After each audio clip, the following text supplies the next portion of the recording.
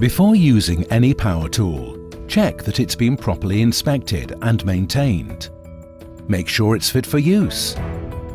Its wiring, pneumatic hoses and isolation switches are all in good condition, and that the proper guards are in place. If it's suspect or damaged in any way, it should not be used. Quarantine it, tag it as unsuitable for use, and make sure it can't be used. If conditions are appropriate for using portable electrical equipment, raise any necessary permits to work and hold a toolbox talk. Test the wheel or disc by lightly tapping it with a non-metallic object.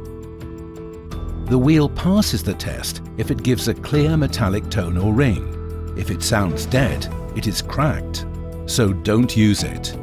Make sure you have the right tool and the right kind of wheel or disc for the job.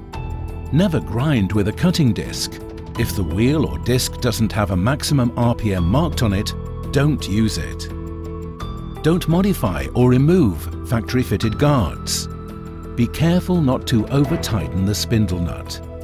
If the tool has an auxiliary handle, use it. Wear goggles and a full face shield. Long-sleeved, heavy-duty coveralls. Properly fitting work gloves and safety footwear. Take off any jewelry, and if you have long hair, tie it back. If conditions call for it, wear a dust mask, and if necessary, ear defenders.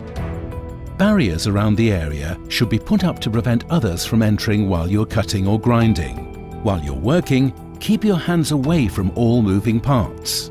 Check your footing and stay well balanced, especially when you're on board a vessel.